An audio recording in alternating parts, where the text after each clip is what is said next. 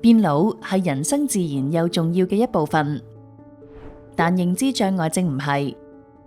認知障礙症係一種會影響我哋思考、感受同記憶嘅腦部疾病。好消息係，隨住年齡增長，我哋嘅大腦仍然可以保持健康同強壯。研究顯示，一啲日常嘅小改變就可以將患上認知障礙症嘅風險減少接近一半。而作出呢啲改變嘅能力就喺你嘅手中。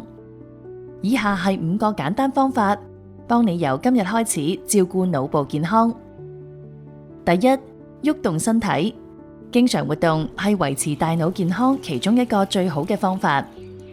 大多數日子都盡量每日活動30分鐘，例如行路、跳舞、打理花園或者做運動。無論你有咩興趣，都要記住喐動身體。第二，健康飲食，多食色彩繽紛嘅水果同蔬菜，以及全穀類、魚類同堅果。你可以加啲香草同香料增加味道，同時盡量減少攝取糖、鹽同加工食品。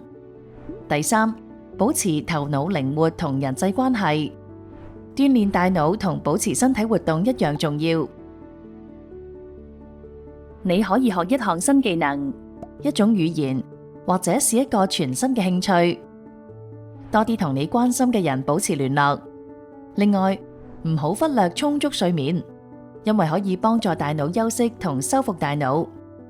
第四，做出更安全嘅選擇，踩單車嗰陣戴頭盔，工作嗰陣佩戴適當嘅安全裝備，確保屋企安全，預防跌倒。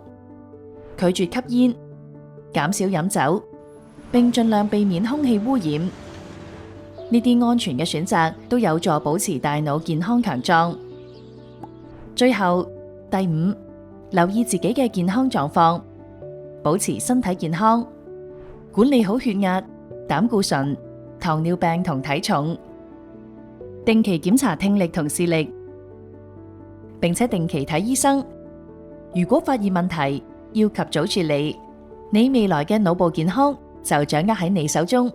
透過多做運動、健康飲食、保持聯繫、作出安全選擇同定期檢查，你就已經為降低認知障礙症風險踏出正面嘅一步。